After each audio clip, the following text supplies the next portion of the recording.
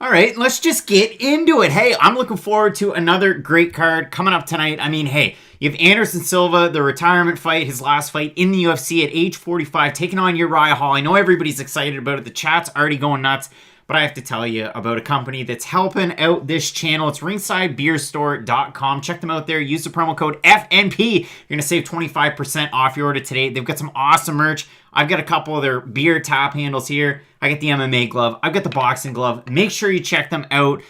FNP is the promo code. You're going to save 25% off your order today. Ringsidebeerstore.com. And as I always say, let's get into it. Fight Night Picks is brought to you by Vertiball. Head on over to their website. It's vertiball.com. And listen, it's an awesome product. It's a local company out of New Brunswick, Canada. So make sure you support those guys locally as well as Fight Night Picks. But they're the only mountable portable muscle massager. They can stick onto any smooth surface. They've got an industrial strength suction cup. Can support over 100 pounds of pressure. You can get really into those deep knots. I have one here at home. I use it for my back and my shoulders from holding up that Fight Night Picks Pick'em trophy. But listen, make sure you check them out. It's a great product. Like I said, they're recommended by physiotherapists, masseuses, and chiropractors across Canada, the US, UK, and Australia. And they're used by countless professional athletes like Minkah Fitzpatrick on screen there, as well as Clelin Ferrell of the Raiders. So if you head into the cart, make sure you check them out. So I've got a Vertiball massager in my cart right there. Use the promo code FNP. You're going to save 10% off your order. You're supporting this company here that I'm very passionate about in New Brunswick, Canada, and you're helping out us as well. So make sure you check them out, vertiball.com, promo code FNP, 10% off your order. And without further ado, let's get into it. It's time for 15 minutes of non-stop MMA, tackling the biggest news in the sport. Head into the chat and let us know how you feel. Live from Fredericton, New Brunswick, Canada, here's your host, Craig Allen. Oh boy, and I already see it in the chat. Thanks everybody for joining along another episode of Fight Night Picks question mark kicks. And I mean, people are asking, where's Matt? Where's Matt? Well, today is Matt's last day of work. And listen, I mean, it's crazy to hear that, but hey, he's going to be going full-time on Monday, and that's no thanks, or all thanks, in small part, in big part. Thank you, guys. I just want to say that. I mean, I'm having a hard time with words right now, but I'm really excited about not just this card, but the fact that Matt's going to be able to come full-time with Fight Night Picks because of you watching at home. It's all thanks to you, so I really do appreciate that. This is going to be probably one of the last solo shows. SAPT hanging out. We've got Owen Smith. We've got... who else? Just my 2 cents. Everybody hanging out here. Good morning from Australia. SAPT. I mean, you're upset that Matt's not here. And hey, rightfully so. I mean, Matt hit big last week. And I mean, he went 11-0 or 11-0-1. I went 10-1-1. So hey, it is what it is. But yeah, I'm really looking forward to this card overall. And again, appreciate everybody for tuning out in the chat. And you help us out with that super chat. And it's going to get busier and busier as this show goes along and we get closer to our main event with Uriah Hall and Anderson Silva. I mean, last weekend, this show went absolutely insane. Like I said, again, really appreciate you. Henry Kittle, you're hanging out. Walter Huff's here. Owen Smith. Owen Smith saying, don't listen to the picks today. No, Matt. Hey, man, I've got him over the whole year. I'm the one holding this trophy. No, I'm just kidding. And so are you. Lorthos the Legend, Mayday's here, SAPT, Charlie Chips, Diego Casas, Owl Talent Trading. Everybody's here. It's a really busy show already. So let's talk about this card. And we're going to do this one in traditional Fight Night Picks fashion. We're not going to talk about the fight of the night because it's just me. And for my money, there's a lot of really good fights. I'll talk about some of those fights of the nights. But like I said, we've got Uriah Hall, Anderson Silva in the main event. I mean, overall, pretty good card. It's a better card this week than it is coming up next week. A couple of duds here and there. But like I said, overall, really good card. So let's start with our first fight on the prelims. And listen, there were some people that said that I went pretty hard on Miles Johns. And overall, I mean, Miles Johns had a tough fight in his last time out against Mario Bautista. Notice what I did there. I made the mistake and called him Miguel Bautista the entire time. Mr. Luxury hanging out with us in the super chat saying, let's get into it. You got $5 million on Yanez to get the KO. And listen, Adrian Yanez has more than a good shot in this fight against Victor Rodriguez, who came in at 133 pounds for his fight at 135 against Yanez. They're saying Yanez is the next Jorge Masvidal, and if you watch the way that this guy fights, it's insane. His boxing's great. He's very crisp, and he's adept on the feet, or on the ground rather, as well. So I think that's going to be a great one. But for Miles Johns, Kevin Natividad, this is one of the few fights where Matt and I were both split on them. I mean, Matt took Miles Johns in this one. I took Kevin Natividad. I could understand somebody seeing it differently than me. I like Natividad. I like how busy he is on the feet. He throws with a lot of power. And then one big takeaway that I had in that original prediction video was the fact that for Kevin Natividad, he gets kicked to the legs a lot because he holds, it's really tough to do, he holds really heavy on his lead leg, and it's never a good thing. You never want to see that. I mean, Nate Diaz does it. There's a lot of fighters that do it, but Kevin Natividad will be the first one to admit that he gets hit a lot to that lead leg.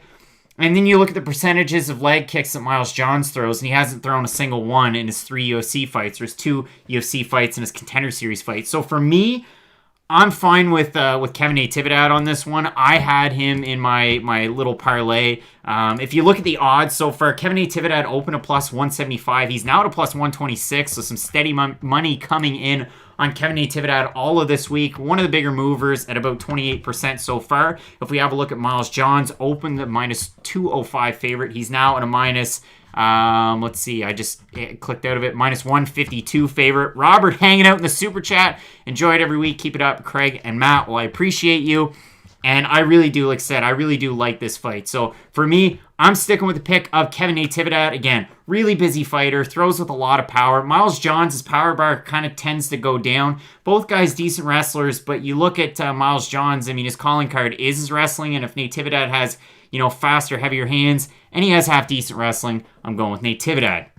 Now we get into our next fight, and I see this one being really contentious. I see it over in the chat as well. What are you thinking? Dustin Jacoby taking on Justin Ledet. And I mean, I look at this one, you got Dustin Jacoby, fought with glory. As far as kickboxing was concerned, he trains at a Factory X Muay Thai. Those are always good things to see. Factory X has had a pretty decent time this past year. I mean, yes, Yusuf Zalal did lose his last fight, and they've had a couple guys. Anthony Smith's really not firing on all cylinders, but a lot of good fighters from that gym. You're going to see Alexander Hernandez on this card as well. So you look at Dustin Jacoby, all the things that he really incorporates into his game. His ground game's not terrible. You look at the losses that he had from yesteryear, and yes, he has been submitted in the past. I know you had Chris Camozzi was one of the submission losses. John Salter. Well, John Salter's a wizard on the ground from Jim O. He's one of the toughest guys at 185 pounds to really fight when it comes to that submission game. He got finished by King Mo.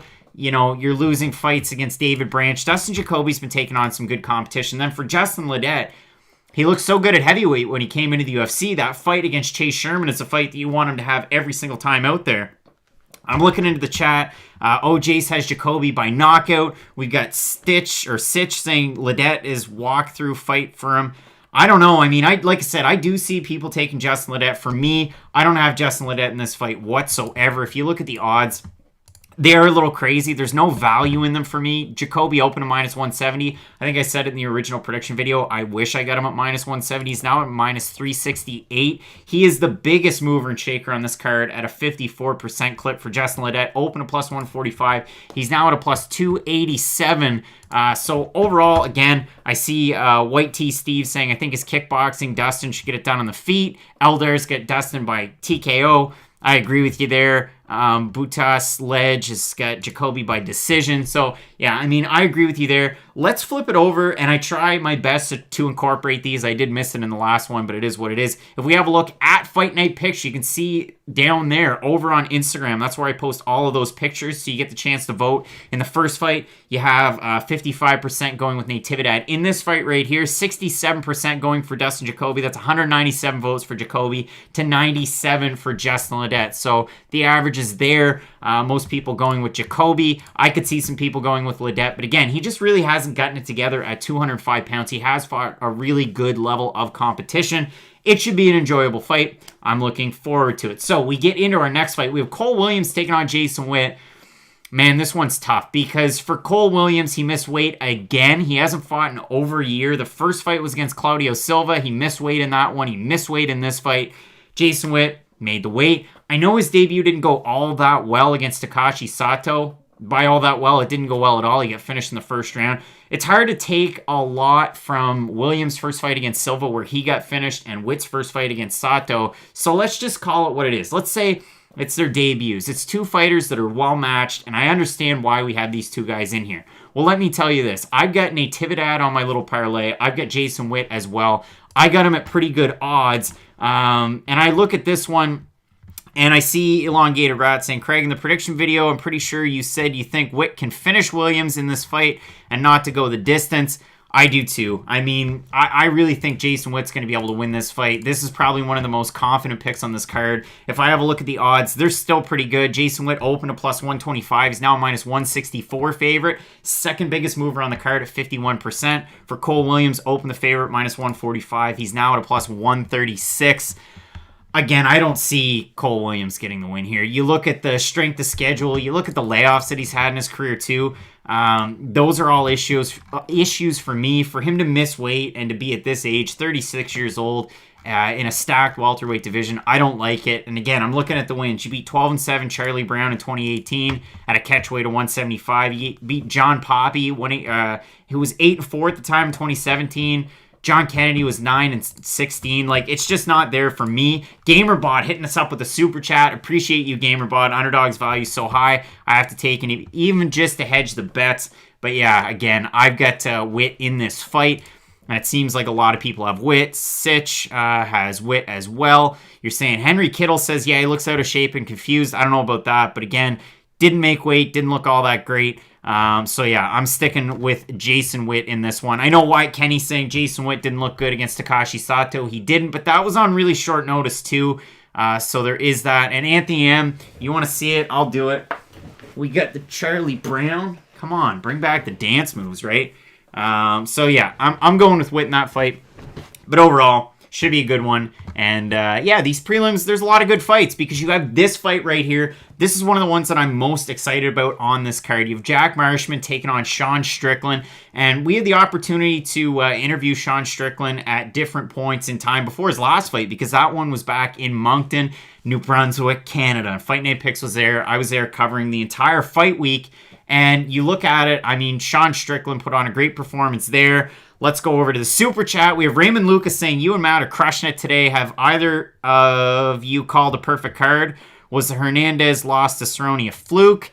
I mean, he got really fired up, so there is that. But to answer your question as far as perfect cards, do you consider Matt's card last week a perfect card? Because if so, yeah, I mean, he had the 11-0 card. Of course, you had that draw between Da Un Jung and Smile and Sam Alvey. And I had one not that long ago. It was probably about a month and a half ago. So there was that as well. No, please hitting us up saying you're hanging out in the live stream. Canada Party Life saying help, he's having a seizure. I'm just putting out the middle school dance moves with the Charlie Brown. Come on, you got to enjoy it. But overall, Jack Marshman, Sean Strickland, I talked about it in the prediction video, the fact that Sean Strickland looks like a brick shithouse. He's in great shape. He's training at King's MMA. He's training at a lot of really good gyms, or cross-training at a lot of good gyms. I've got it up in front of me. Syndicate as well. I like that wealth of training partner. For Jack Marshman coming out of Shore Mixed Martial Arts, Jack Shore and his dad, the second scariest dad in all of MMA next to Lance Palmer's dad. You know, the guy that wore the shirt that said Ultimate Farting Championship when his son won $1 million with the PFL. That guy is a savage. But I'm looking at this one again. For Sean Strickland, he has experience at 185 pounds as well, so he's moving up from 170 to 185. He has the experience. He's jacked. He's looking great. As long as, you know, he's not stiff due to that terrible motorcycle accident, and he's had a lot of time off to get ready for this one, I'm confident with picking him all day. I mean, for Jack Marshman, negative striking differential at negative 0.9. He's never thrown for a takedown in his UFC career. Not the hottest of fighter these days. And if we have a look at the odds, again, I mean, Sean Strickland's a big favorite. That's the only thing. Open minus 260 is minus 402 favorite. That line's moved at about a 35% clip over on best fight odds. For Jack Marshman, opened up a plus 220. He's now at a plus 310. So yeah, again, I'm going with Strickland. Is there a ton of value there? Maybe not. But yeah, I'm really looking forward to this fight. And hopefully Sean Strickland back in action at 100%. We can see a really good Sean Strickland in this one. Next fight, you have Adrian Yanez taking on Victor Rodriguez. And I really I'm looking forward to this one, just to see what Adrian Yanez is going to look like after his crazy win over on Dana White's Contender Series this past summer. The guy looked amazing. His boxing was incredibly crisp, and that's kind of the hallmark and the statement of Adrian Yanez. I'm just bringing up my notes. Coming out of Metro Boomin, Metro Fight Club, he made his pro debut just 6 years ago, and he's looked great since. And you look at the losses, they're against really good competition. I know he had a split decision loss for the LFA Bantamweight title against Miles John. Stuff like that's going to happen. But since then, he's won 4 in a row. Beating Kyle Estrada by split decision was a really good fight at LFA 78. But it really proved to me that if you can beat Kyle Estrada, you definitely belong in the UFC. Estrada's kind of like that gatekeeper to get in, especially on the LFA scene. We continue to see bigger and better things coming out of there. So overall, I'm really looking forward to this fight. I think it should be a great one. Anthony M saying Yanez by knockout is a lock. Steve Martinez saying Yanez is a lock. A lot of people taking Adrian Yanez in this fight. I really like Adrian Yanez in this fight. And for Victor Rodriguez, let's talk about him, because we have to be only fair. We have to kind of talk about, a method to victory for both these guys. Victor Rodriguez, you can see it in the picture. He's got the purple belt. Coming out of AK-49 martial arts in Alaska. The Alaskan scene's not great. I mean, I don't want to be a Debbie Downer, but when was the last time you saw a big Alaskan prospect come out and shock the world? Scott Gomez? A little bit of a hockey reference there for you, but overall, there's not a whole lot of them. For Victor Rodriguez, too, hasn't really fought the greatest level of competition. The last guy that he fought was on a layoff, and it was just tough, and then he lost the fight after that.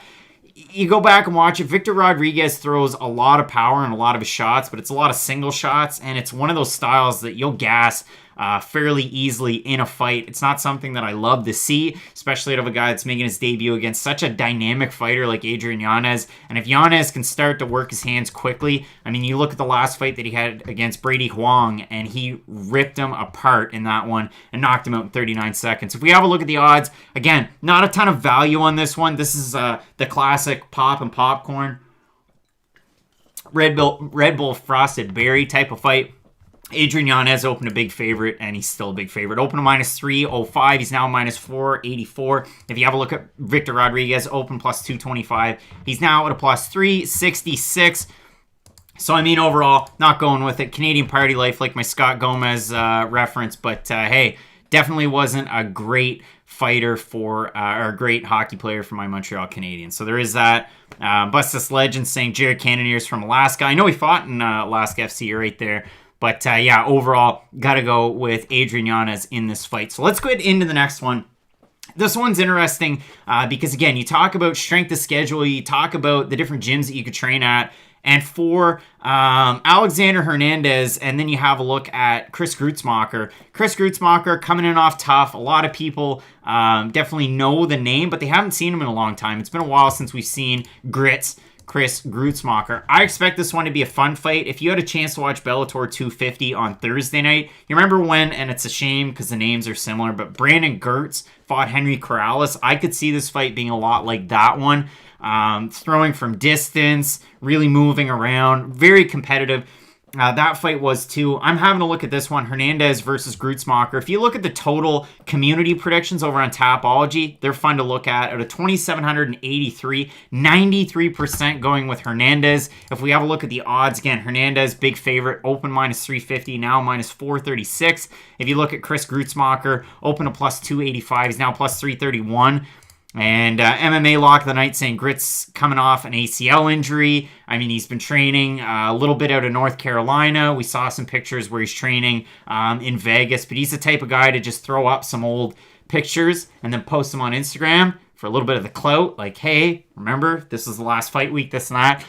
But overall, it's a tough one for me to want to side for Chris Gruetzemacher. The only thing, and I said this in the original prediction video, the fact that we get in close, we get in tight. Well, Chris Gruetzemacher has good boxing. He could toss an uppercut in there. Alexander Hernandez really overextends in a lot of his power punches, but he's one of those guys that has that whip to it. Hooked on kicks hanging out. Appreciate you.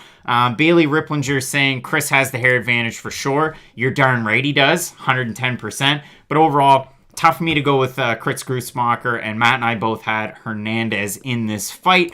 So we get into the next one, and this one's really contentious. So let me know down below who you've got in this fight. We have King Bobby Greene taking on Thiago Moises. And for me, it was cut and dry. It really was. And for Matt and I, we kind of bounce it back and forth. But we look at, Thiago Moises. What's he great at? Well, jiu-jitsu. Well, how's his striking? Not great. Nothing special. Nothing exciting. You look at Bobby Greene, he's on a roll in 2020 now. Will that roll end? I saw somebody earlier on in the chat saying, wow, Bobby Greene, too many fights in a year. He could go the route of Yusuf Salal. I mean, I don't want to sound like a dink, but I had Topuria to win that fight. It was just a stylistic nightmare, but you definitely could draw parallels because you look at Yusuf Salal, he does have good hands. But his defensive wrestling was a worry in that fight. Now, Bobby Greene, his defensive wrestling's been 100% on point. The Venata fight, the fight against Clay Guida, the last few times that we've seen Bobby Greene out, he's looked great. I mean, it's really been a career resurgence for a guy who's 34 years old, just turned 35 in the last month and a half or so. And again, out of those 3 wins, the Guida win, the win over Venata, and then his last fight, he looked amazing. And again, I really appreciate the comment there from Rich Kirby and Bailey Ripplinger that are saying, wouldn't blame somebody for picking Moises. Feels like we've seen this movie before. Sebas is saying very difficult pick. I agree with you. But overall, I don't really like Thiago Moises in this fight. Michael Johnson makes mistakes. He makes terrible mistakes every now and again. And he made a terrible mistake in his last time out.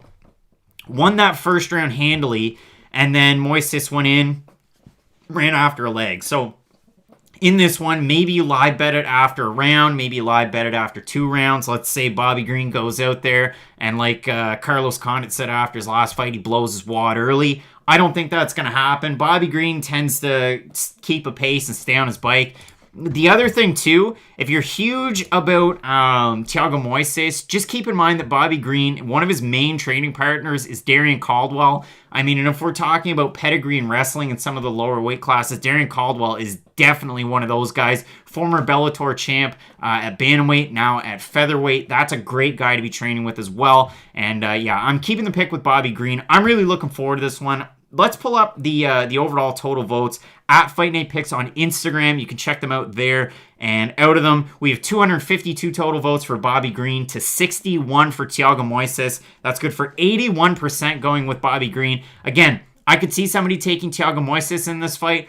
You saw the game plan and the blueprint in his last fight against Michael Johnson. Is it possible? 100% it is. It's a fist fight. Anything can happen. But again, I've got Thiago Moises. Martin D saying, Craig, where's my hat, bro? FightNightPicks.net over at the store. Unless you bought one. Maybe it's in the mail. You got to check it out there. There is some awesome stuff there. We do actually have a store. That wasn't planned. But I mean, hey, I've got the hat. I've got some baseball jerseys. They're pretty cool. So you can check them out there. I try and ship them out as quick as I can. Canadian snail mail. We do it air. We do it tracked. You get a number. But overall, like I said, I'm going with Bobby Greene. So let's roll on into our next fight. We have a look at Kevin Holland taking on Charlie Ontiveros. And finally, we have odds for this fight, and they are all kinds of ridiculous. They're all kinds of stay away from this.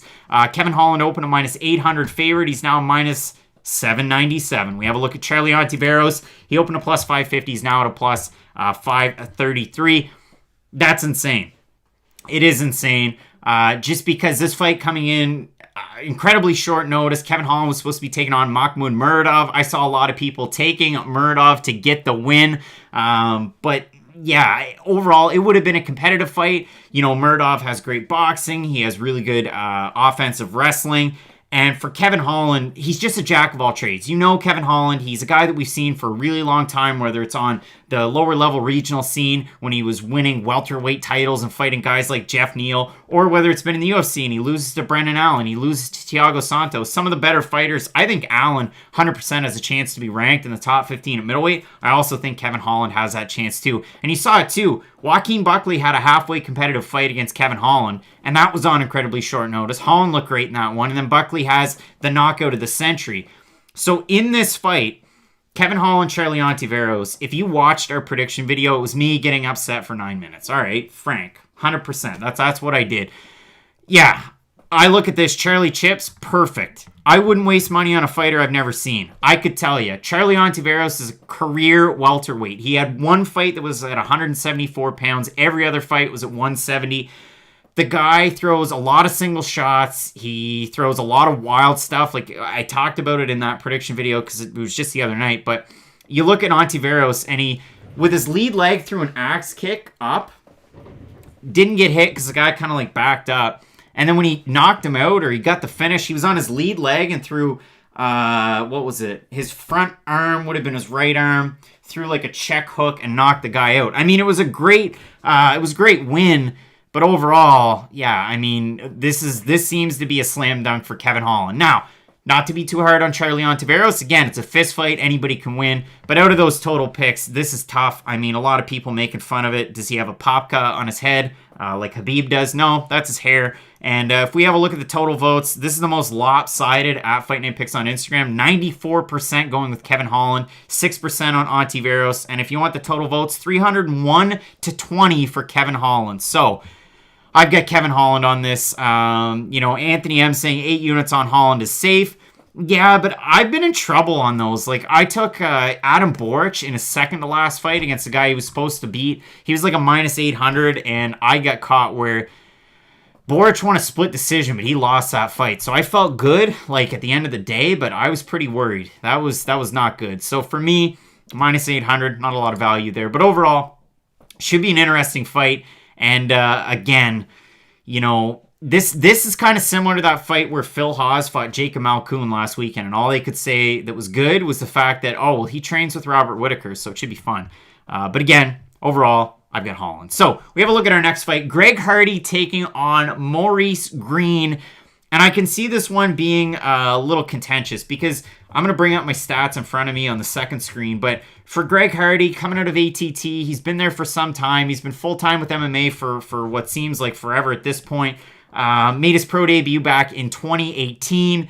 And he's looked good in the UFC. The only fight that he really hasn't, I mean, the Ben Sassoli fight went a little longer than you'd hope. The fight against Jorgen De Castro wasn't the most exciting fight. And the Alan Crowder fight was what it was. I mean, Alan Crowder beat Greg Hardy. How crazy is it that I can say that? And how crazy is it that Alan Crowder can put that on his wall? It's insane. But overall, again, Greg Hardy, what do we know? Well, in his amateur career and his early pro career, he was knocking guys out left, right, and center. And then his game's evolved, and it has. And a lot of people thought, geez, your guys' prediction video was off. You were really anti-Greg Hardy. At the end of the day, we picked Greg Hardy. And then we talked about the fact that his game was growing. So if you started it in the first 30 seconds in the last 20, maybe you missed out on some of that. But I do think Greg Hardy's improving as an MMA fighter. He's still young in the game. He's only 32 years old. And again, I see Charlie Chips, you're saying it, the fact that he had to weigh in and lose a couple pounds so he could make the heavyweight limit. I'm fine with that. I really am. I'm not overly worried. I mean, a lot of people asked about Khabib's weight cut last weekend. I didn't think it was that big of a deal.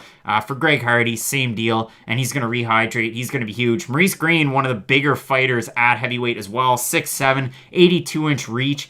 He comes in pretty high too. Not that he had to use the towel and weigh in a second time. But it is kind of crazy to think that Greg Hardy did. Now, if we look at Maurice Greene, great win over Jean Vellante. Awesome to say that you did that. But you beat Dad Bod Vellante, who's going up a weight class. And for Maurice Greene, the level of competition is weird. And Mark's saying that, the cardio might be a little difficult. Some people saying that Greg Hardy has good cardio. I don't know. Jordan McMillan hanging out in the chat. Appreciate you. Neither one of these guys are really lighting the world on fire at heavyweight. I mean, we have a lot of good heavyweight prospects. Cyril Gahn, you got Tanner Bozer, you've got Sergey Pavlovich, you got Alexander Romanov that's fighting next weekend.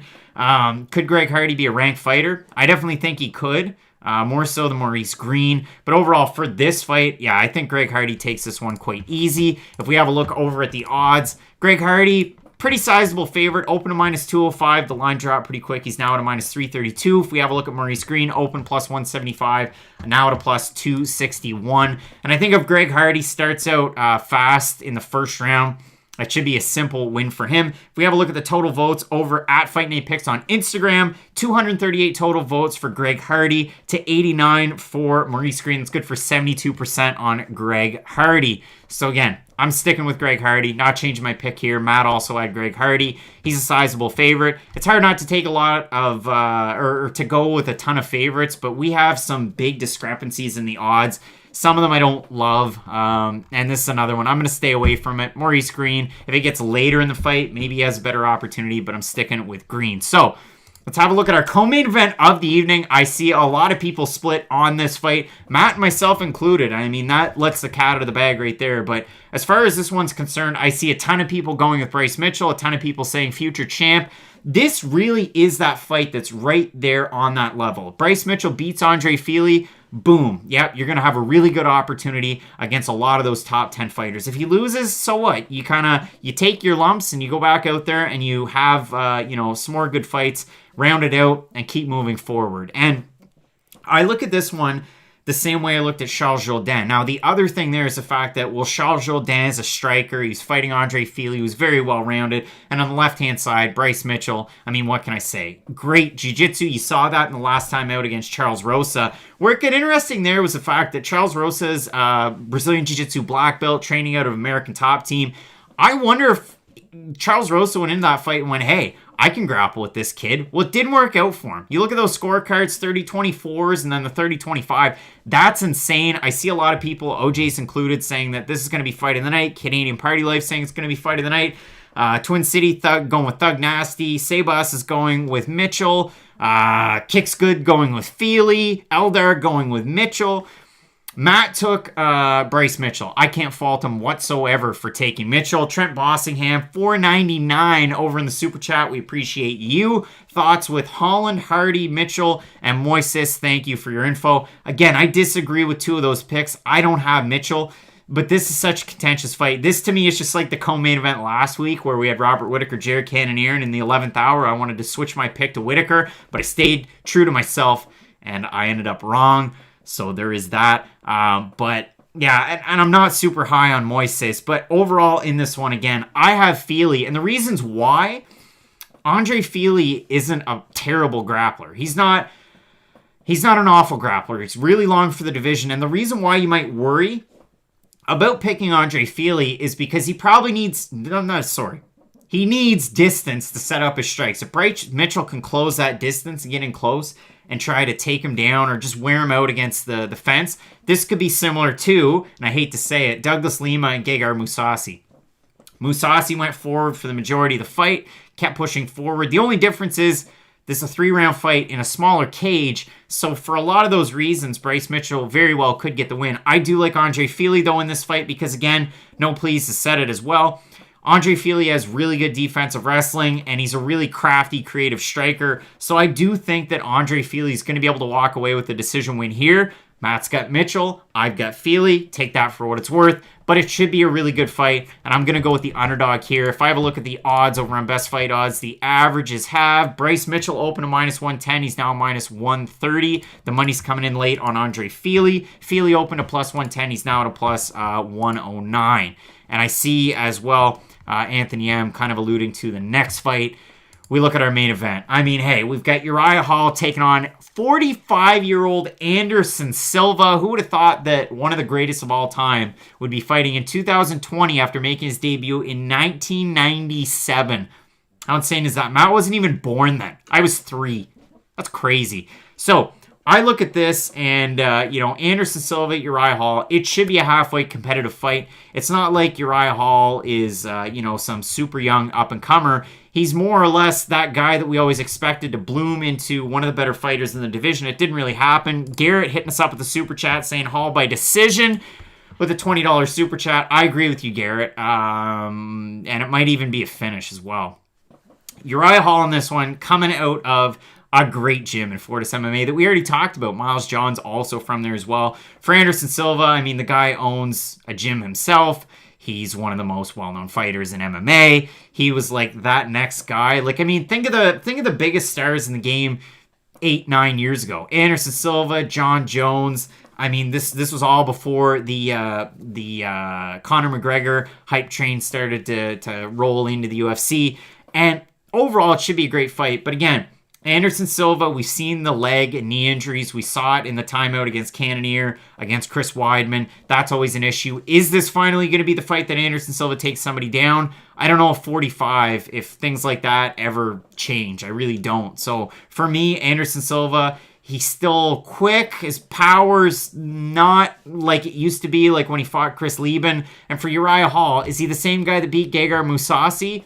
No, but you did see, like, he's put together some craftier performances. The Bavon Lewis fight was a little bit of a weird one where he kind of like held back and then really put on the gas, so to speak, as the fight continued closer to the end. And then he beat Antonio Carlos Jr. That's just a tough stylistic matchup. Matt the Mick hitting us up with the super chat. I appreciate you for the pop fun. But again, yeah, I've got Uriah Hall in this fight. If we have a look at the total odds, do they make sense? Nah, Uriah Hall minus 250, open to minus 180. For Anderson Silva, open to plus 155, now to plus 200. To me, there's not a ton of value. It's one of those ones where I'm just going to enjoy it. Like Matt the Mix said, that's a pop and popcorn type of fight. If we have a look at the total votes over at Fight Night Picks on Instagram, 250 total votes for Uriah Hall to 79 for Anderson Silva. So there is that. Scott wants locks. Scott, you're asking for locks.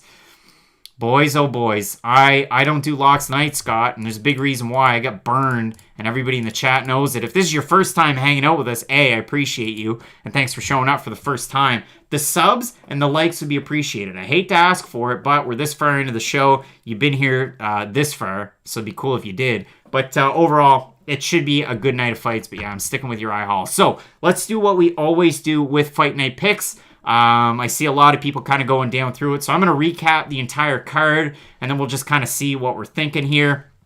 We got Miles Johns taking on Kevin Natividad. Matt went with Miles Johns. I'm going with Kevin Natividad in this fight. I like how busy he is. I like the power that he throws. I like his defensive wrestling. I like his gas tank.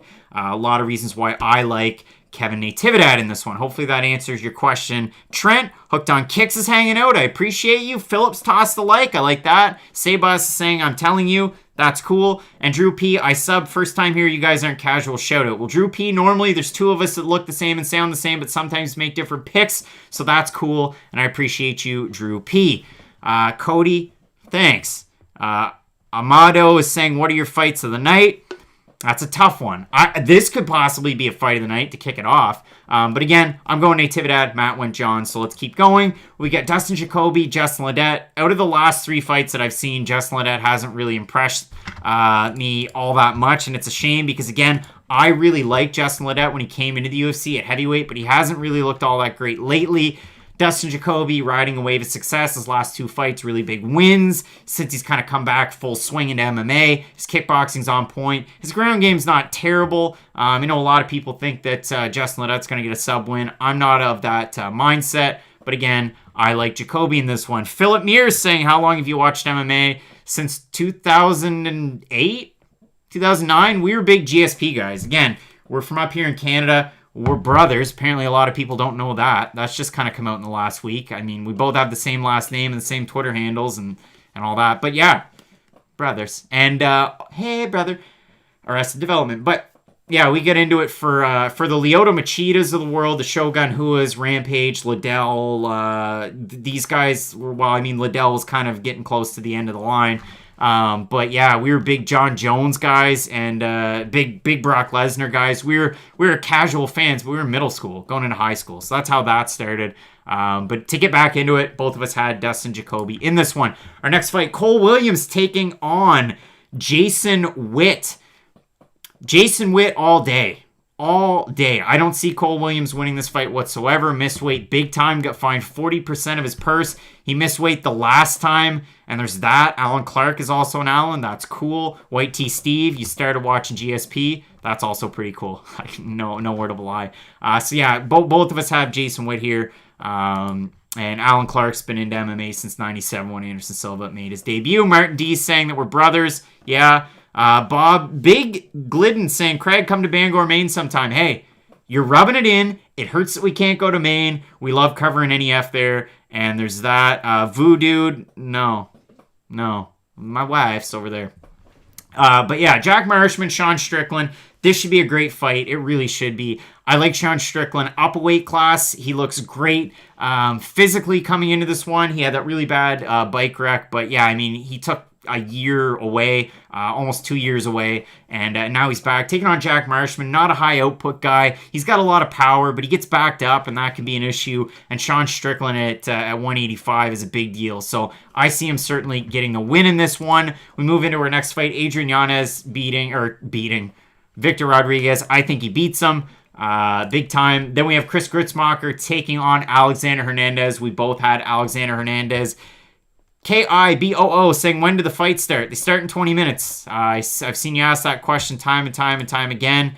And so there is that. But yeah, I've got Alexander Hernandez in this one. Then we move into the next one. This one's tight. This is one of those tough ones to try and predict. But I've got Bobby Greene. Matt also had Bobby Greene. We look at our next fight. Kevin Holland's a minus 800 favorite. I have Kevin Holland. And I had a 9-minute rant on Kevin Holland. How this fight's ridiculous. Now we look at the next one. I've got Greg Hardy over Maurice Greene. In our co-main event, Bryce Mitchell, Andre Fili. We were split on this one. Holy smokes. Matt has Bryce Mitchell. I have Andre Fili. I could understand how you could go either way. That definitely makes a lot of sense. I mean, Bryce Mitchell is on a run. He hasn't lost a fight. So that's true. But Andre Fili, I like his takedown defense and all of that. Big Glidden saying, I'll get you a matter room at the casino. Hollywood Studios. I've been around there. And the Cross Insurance Center. Great arena. Now, we look at our next one. GamerBot hitting us up with the $10 super chat. Is there a parlay you're comfortable with? I went with Witt and Natividad. That was kind of the one where I ended up with 3-1 odds. And I liked it. So there's that. Uriah Hall. Oh boy, Chris Thompson hitting us up with a super chat. Thanks again for all the hard work. Up almost 20 units last week to 7,800. I mean, it was a great week, and you see a lot of people in the comments, oh geez, this, that, and the other, and sometimes it gets negative. We're having a lot of fun here with Fight Night Picks !Kicks. It's been a ton of fun this past year. I just got to say that. I mean, we started the year around 1,000 subs, and now it's just gone crazy to the point where this is Matt's last Saturday working, and he's going to come work full-time. So we just appreciate everybody out there tuning in and helping out the channel. And I see Sebas, with shouts coming out of Peru. That's a long ways away from Fredericton, New Brunswick, Canada. But yeah, it's pretty cool. So in this fight, just to round it out, I've got Uriah Hall over Anderson Silva. It sucks because, I mean, Anderson Silva, whether or not you're all over, the PED thing, whatever, you don't think that the people that Anderson Silva fought were on PEDs at the time, too? Like, that's tough. And he was coming back off his leg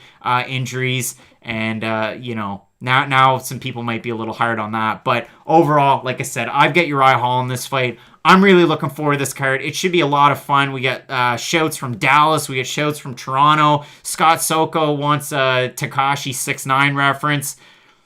I'm trying to think of a Tekashi 6ix9ine song that's kind of like rated PG, and I don't really have anything, so there's that. I'm sorry. Hashtag free Matt. Matt'll be back next week, but overall, really looking forward to this card. I think it's going to be a great one. It's a pop and popcorn type of card, and next week you have a good one too. So we'll have our picks out early. Worst MMA Predictor just has some nice things to say before the end. We're having a lot of fun. I really appreciate everybody for tuning in. Hopefully you enjoy this card. We'll see you again next week.